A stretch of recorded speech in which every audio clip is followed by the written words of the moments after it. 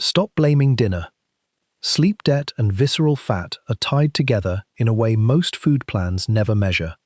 If you live on 6 hours or less, adding about 1.2 hours of sleep has been linked with eating 270 fewer calories a day. You may have spent months trimming portions while your waist stayed exactly where it was.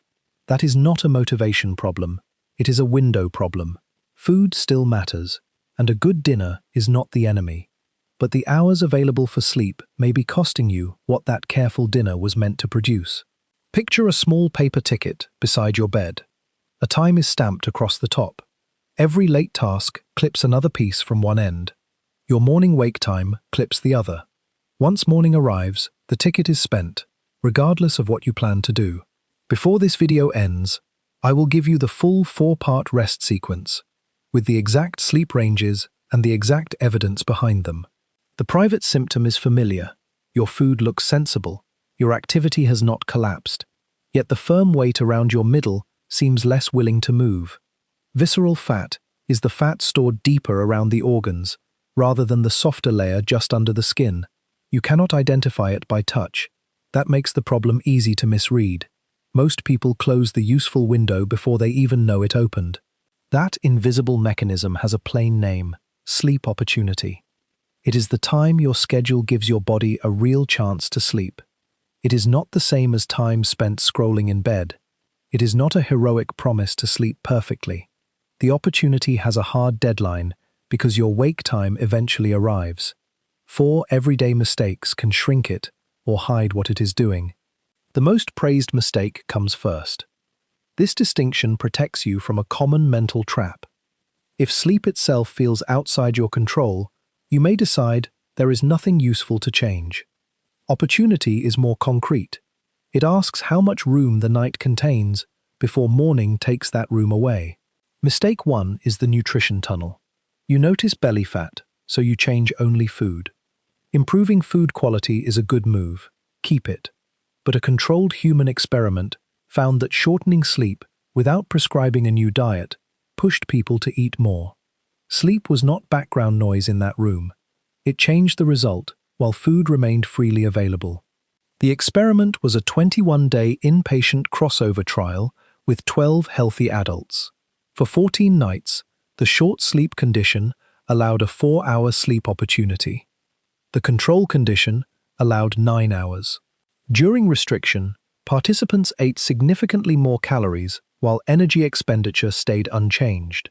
They gained more weight, and total abdominal fat rose only during sleep restriction.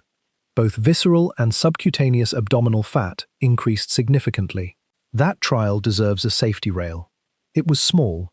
9 participants were men, and the ages ran from 19 to 39. It was not a plan for older adults to copy, and nobody should test what 4-hour nights do to their body. Its value is narrower. It shows that lost sleep can alter eating and abdominal fat even when lack of exercise is not the explanation. The food work is real.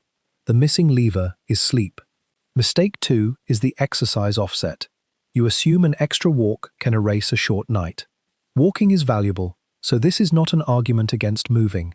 The problem is using activity as a receipt that cancels sleep debt. In that same controlled trial, energy expenditure did not rise enough to match the extra intake. More effort did not settle the account. The account stayed open. I know that mistake because I made a quieter version of it. I had the components right, but I had the order wrong. I would protect the morning walk, protect the food plan, and give bedtime whatever minutes remained. On paper, that looked disciplined. On the little ticket beside the bed, the usable window kept getting clipped. Mistake 3 is trusting the scale to tell you where fat went. A scale measures total body weight. It does not separate visceral fat from the layer under your skin.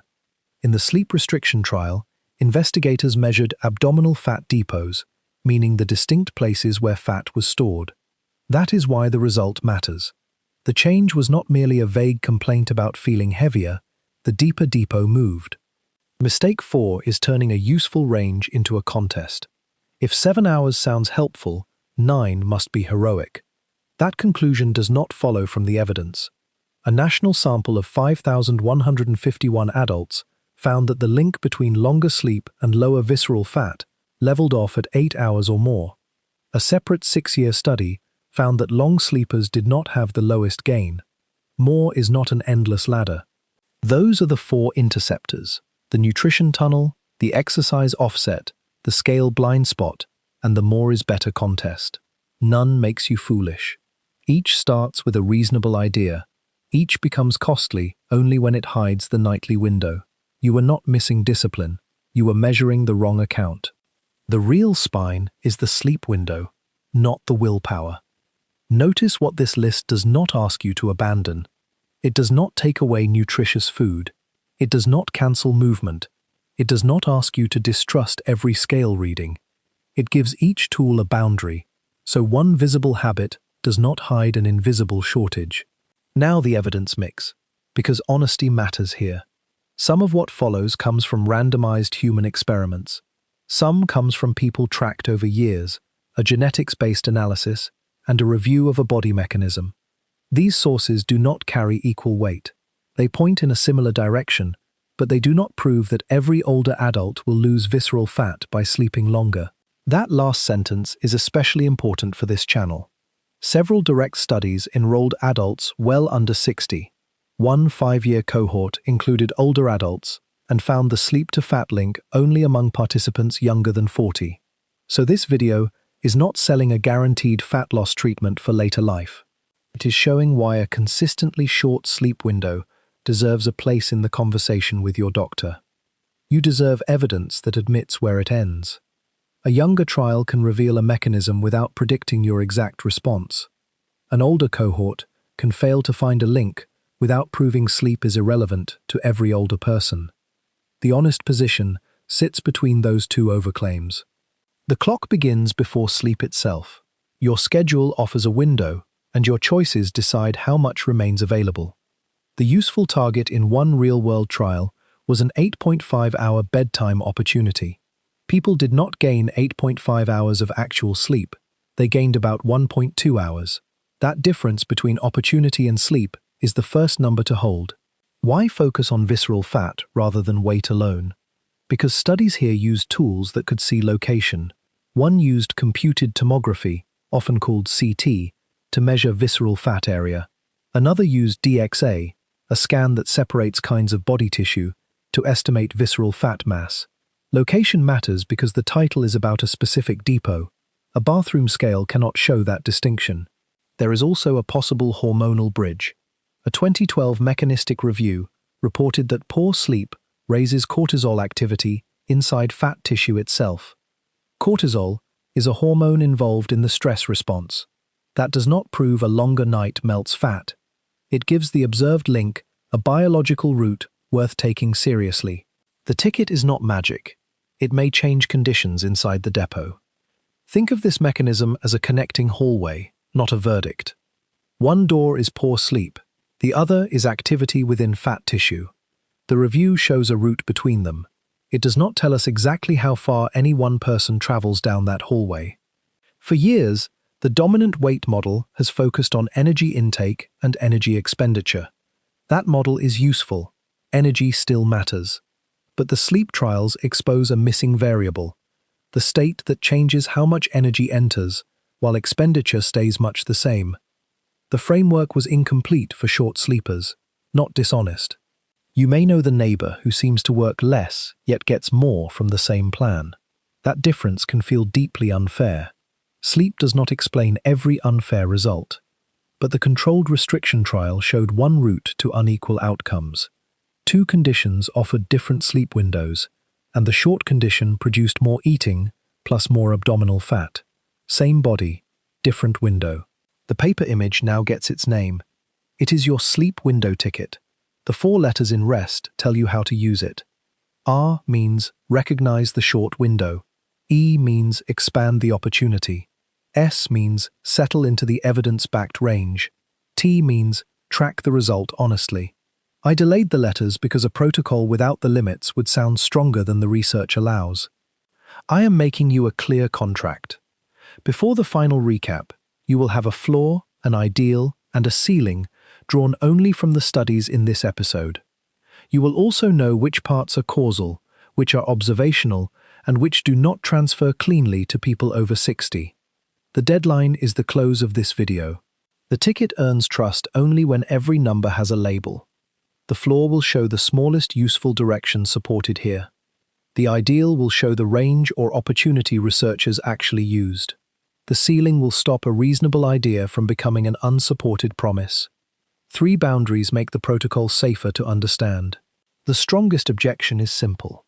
If I do not feel sleepy, why should a longer opportunity matter? Feeling is real, but it cannot measure visceral fat. It cannot separate habit from biology. It cannot tell you what a CT or DXA scan would show. Short sleepers in the extension trial were identified by their usual sleep, not by whether they felt dramatically tired each day. The counterintuitive proof lands here. In 80 adults with overweight who usually slept under 6.5 hours, one sleep hygiene counseling session aimed to extend bedtime opportunity to 8.5 hours. In real-life conditions, the extension group gained about 1.2 hours of sleep a night. They ate 270 fewer calories per day than the control group, with a 95% confidence interval from 147 to 393 fewer calories. Nobody told that group to diet. Total energy expenditure did not show a significant treatment effect. That matters because it pulls the result away from a hidden exercise explanation. The study changed the sleep opportunity, and intake shifted. The solution did not arrive through a harsher diet, more punishment, or a heroic workout. It arrived through a larger sleep window. The trial also needs its one-line safety note. Participants were 21 to 40 years old, so the result cannot be copied directly onto a person in their 60s or 70s. Treat 8.5 hours as the opportunity used in that study, not as a personal prescription.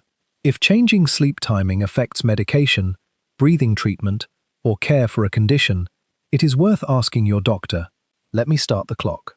The first stamped fragment is the moment you compare your usual sleep with the short sleep groups in the evidence. In the extension trial, the entry point was habitually under 6.5 hours.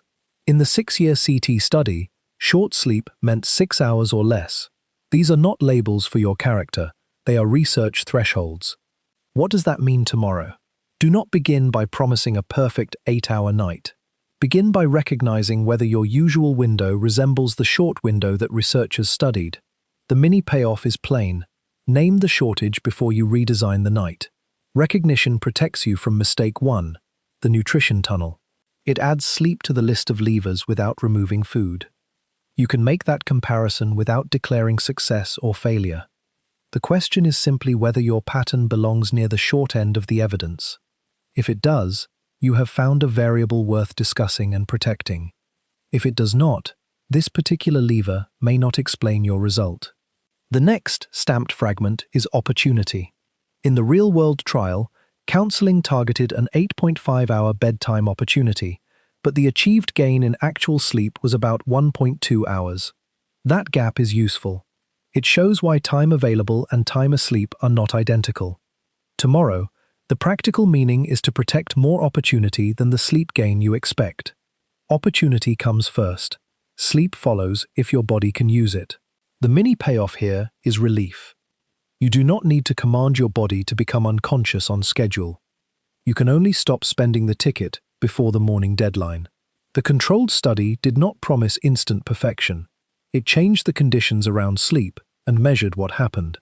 The window closes when morning arrives, regardless of good intentions. That turns a vague wish into a scheduling fact. A wish says you hope to sleep more. An opportunity says the night contains room for more sleep. The body still decides what happens inside that room, but the room has to exist first. The third stamped fragment is the range. In 293 adults followed for a mean of 6.0 years, people sleeping 6 hours or less gained 23.4 square centimeters of visceral fat. People sleeping 7 to 8 hours gained 14.1 square centimeters. Those sleeping 9 hours or more gained 20.2 square centimeters. The lowest gain sat in the middle group. The most useful comparison tracked change in the same people. Moving from 6 hours or less to 7 or 8 hours was independently associated with 6 square centimeters less visceral fat gain over 6 years. The study adjusted for changes in body mass index, diet, and activity. But it was observational, so it cannot prove the sleep change caused the difference. What does that mean tomorrow? The evidence does not tell you to chase the longest night possible. It tells you that moving a consistently short window towards 7 to 8 hours is the relevant direction in this cohort. The mini payoff is a boundary, improvement, not excess. That boundary closes mistake 4, the more is better contest. The fourth stamped fragment is the age check. One 5-year study followed 1,107 African American and Hispanic American adults from ages 18 to 81. Sleep at the extremes predicted more visceral and subcutaneous fat gain than 6 to 7 hours, but only for participants younger than 40. Among participants older than 40, the relationship with fat depot change was not significant. That null result does not erase the younger trials. It narrows what can be promised to you. Tomorrow, the practical meaning is to treat sleep extension as a health conversation, not a guaranteed waste treatment. The mini payoff is honest control. You can improve a short window without pretending the visceral fat outcome is certain after 60. This is not a disappointing footnote. It tells you how to use the information without being used by it. You can respect the direction of several studies and still refuse a sales pitch. Careful evidence can support action while leaving uncertainty visible. Now the title's provocation can be paid. If you already watch food and keep moving, the next useful lever may be the length of a consistently short sleep window. The first component you can use is R, recognize. Compare your usual sleep with the evidence thresholds of under 6.5 hours and 6 hours or less. Do not diagnose yourself. Simply stop treating that window as irrelevant. That is a real payoff even before the full sequence arrives. It changes the question from, what stricter plan should I add, to, which existing shortage have I ignored? The shift removes blame. It also keeps every useful food and movement habit on the table. This is where the ticket metaphor earns its place. The sleep was never sitting in a vault waiting to be unlocked. Your schedule released an opportunity, and morning consumed whatever remained. The keystone split is simple. A healthy dinner and a daily walk do not create extra sleep. They can support health, but only a larger sleep window gives sleep more room to occur. A large meta-analysis makes the broader risk visible. It pooled 5,172,710 participants across 153 prospective studies. Short sleep was associated with an obesity risk ratio of 1.38, with a 95% confidence interval from 1.25 to 1.53. That endpoint was general obesity, not visceral fat. So use it as broad context, not as a belly fat number. The same analysis found significant associations with diabetes, high blood pressure, cardiovascular disease, coronary heart disease, and all-cause mortality. The mortality relationship rose in a clear line, specifically below 6 hours. Those are associations across cohorts, not proof that one extra hour prevents any disease. The number strengthens the case for taking persistent short sleep seriously. The instruction that cancels progress is familiar. Sleep later when life gets quieter. It sounds sensible because busy seasons do end. But a window you keep postponing is not an active window. In the controlled extension trial, the intervention worked on bedtime opportunity in real life. Waiting for a perfect season would have preserved the short pattern. Another version says you can make up for it by being more active. Again, activity is worth keeping. But the 21-day restriction experiment found more intake with unchanged energy expenditure, plus increases in abdominal fat during restriction. You may have spent a long day protecting your food and movement. Giving the remaining minutes to sleep is not laziness. It protects the effort already spent. Pause for a second and comment where you are watching from. It always amazes me how far these videos travel. Your location also reminds everyone that schedules differ, so the protocol must stay flexible enough for real lives. I once treated bedtime as the flexible part of the plan. Food had a place, movement had a place, work had a place, sleep received the scraps. I could point to every healthy component, but the order quietly spent the only one with a morning deadline. Same inputs, smaller window, That self-audit did not prove anything about my body. It only exposed the scheduling error. The studies supply the evidence. The confession supplies recognition. You may be doing every visible thing right while giving the invisible lever no protected space. The effort was genuine. The window was short. Someone watching may have the reverse problem. Their opportunity is already generous, so sleep extension is not the missing answer. That possibility matters too. A useful framework helps the right person recognize a gap. It does not recruit everyone into the same story. Now the full rest protocol opens. The letters are not a medical treatment. They are a way to sort the evidence without exaggerating it. Each letter closes one of the 4 interceptors you met earlier. Each one also carries a limit, because a protocol for an older audience must show where the data becomes thin. R means recognize the short window. This closes the nutrition tunnel.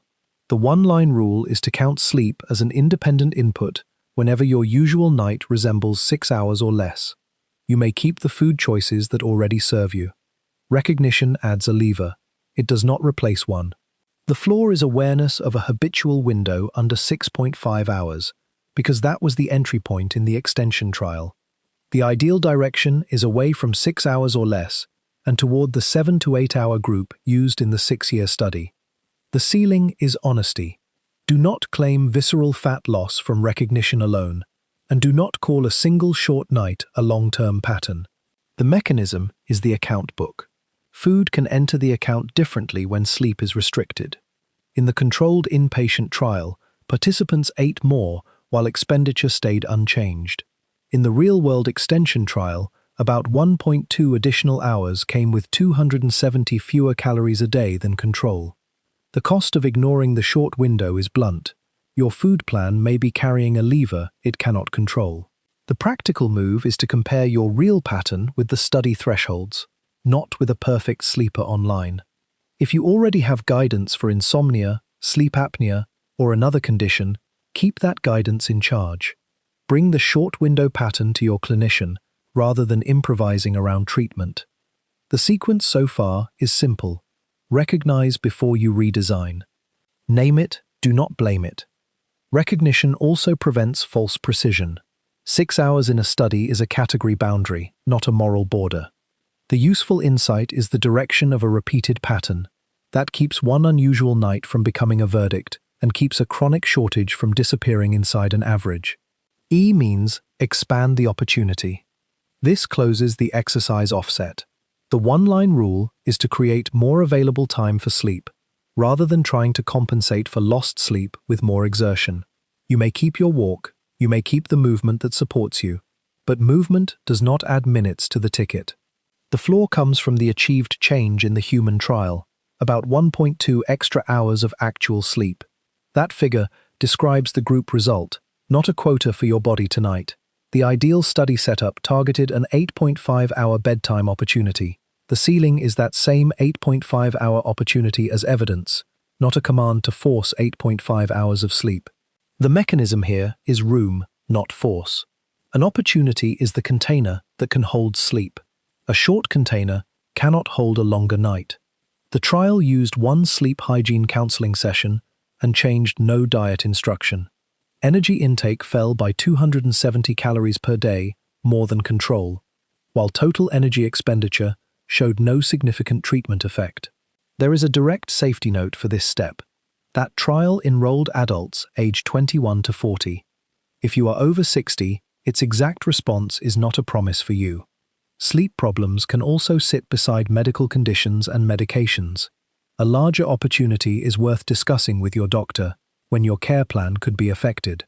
The sequence now reads: recognize, then expand. Protect room. Do not force sleep. Expansion should never become a contest with your own body. The research gives an opportunity target and a group average. It does not order you to reproduce either number. Your safe next step may be a conversation, especially when breathing, pain, mood, or treatment already shapes the night. S means settle into the evidence-backed range. This closes the scale blind spot because the range comes from scans and tracked fat depots, not from a bathroom scale. The one-line rule is to judge the direction over time. The The 6-year study compared 6 hours or less, 7 to 8 hours, and 9 hours or more. The flaw is movement away from the consistently short group. The ideal in that observational study was the 7 to 8 hour band, which had 14.1 square centimeters of visceral fat gain compared with 23.4 in the short group. The ceiling is the warning against turning 9 hours or more into a fat loss target. That long sleep group gained 20.2 square centimeters. Those figures describe group averages over time. They do not predict your next scan. The valuable finding was the change comparison. People moving from 6 hours or less to 7 or 8 hours had 6 square centimeters less visceral fat gain after adjustment. The cost of staying short was more gain in that cohort. The benefit was less gain, not guaranteed loss. A second observational study used DXA-measured fat in 5,151 US adults aged 18 to 59. Shorter self-reported sleep was associated with greater visceral fat in both men and women after adjustment for age, body mass index, total body fat, diet, alcohol, and sleep quality or disorder status. The association leveled off at 8 hours or more. That plateau gives you a useful permission beat. You do not need to win sleep by chasing the biggest number. More is not the goal. Adequate opportunity is the goal. Because this sample stopped at age 59, it also stops 1 year short of this channel's audience floor. The sequence now reads: recognize, expand, then settle. Aim for the studied middle, not an extreme. Settling also changes the emotional tone. You are no longer hunting a perfect score. You are using the middle range as a reference, while keeping the study population in view. That is calmer than chasing 9 hours, and more accurate than treating 6 as harmless for everyone. T means track the result honestly. This closes the more is better contest and protects you from false certainty. The one-line rule is to track the sleep window as a behavior while treating visceral fat change as an outcome that needs proper measurement. Your waist, weight, and energy may matter to you, but none alone proves a change in visceral fat. The flaw is to notice whether a short pattern is changing. The ideal evidence point is sustained movement from 6 hours or less towards 7 to 8 hours, because that was tracked over a mean of 6.0 years. The ceiling is the claim itself. Say associated with less gain. Do not say caused fat loss. A genetics-based analysis adds a different kind of support. In 396,858 UK Biobank participants, with a mean age of 57, each genetically predicted 1 hour increase in sleep was associated with 0.11 kilograms less visceral fat. The relationship was L-shaped. Short sleep carried the clear signal, while longer sleep did not keep changing visceral fat in a clear way. Mendelian randomization is a method that uses genetic differences as a proxy for an exposure such as sleep duration. It is designed to reduce some kinds of confounding. It is still not a controlled sleep extension experiment, so it strengthens the case beyond a plain snapshot, but it does not give you a personal dose or guarantee. Tracking honestly also means keeping the older adult caveat visible. In the diverse 5-year cohort, sleep extremes predicted greater fat gain only below age 40. There was no significant relationship after 40. That finding may reflect the cohort, the measurements, or a true age difference. The facts file does not decide which explanation wins, so neither will I. The practical move is to separate what you control from what you infer. You can control whether sleep receives a protected opportunity. You can observe whether your usual duration changes. You cannot declare that deep abdominal fat changed without the right measurement. The full sequence is complete. Recognize, expand, settle, track. 4 letters. 4 limits. 1 honest window. Tracking keeps the protocol from becoming a new myth. If the sleep pattern changes, record that as the behavior you changed. If weight, waist, or energy also changes, record those as separate observations. Do not let one stand in for the other. Clear categories protect clear thinking. One mistake can invalidate the whole sequence. You can expand time in bed while still counting that entire period as sleep. The fix is one sentence: keep opportunity and actual sleep as separate ideas. The extension trial targeted 8.5 hours of opportunity and achieved about 1.2 extra hours of sleep. Those numbers are related, but they are not interchangeable. A second mistake is less serious but still common. You may judge the plan after a handful of nights because the scale did not change. The 6 square centimeter comparison came from people followed across 6 years. That does not mean you must wait 6 years to care. It means the study cannot justify a quick promise. Fix the expectation before you judge the lever. There is also a paradox. The morning deadline makes this feel like a morning problem, but the usable window begins at the other end of the night. That other end deserves its own careful discussion. For now, the ticket has done its job. It turned a vague command to sleep more into a measured question about opportunity, range, and evidence. It also returns every earlier loop to the same place. Food was not dismissed. Movement was not dismissed. The scale was not called useless. Excess was not rewarded. Each tool kept its value once the sleep window stopped hiding behind it. Let me put the ticket away for a second. The mechanism is useful, but your effort matters more. If you have been eating carefully and moving consistently while sleeping 6 hours or less, the lack of a visible result does not prove weak character. You may have been asking 2 levers to cover a third. I recognize that person because I made the same scheduling mistake. Put the pieces side by side and they tell one story. Recognize a consistently short window. Expand the opportunity without forcing sleep. Settle toward the 7 to 8 hour range used in the long study. Track the behavior honestly and keep the outcome claim modest. Short window, smaller ticket. Protected window, fairer chance.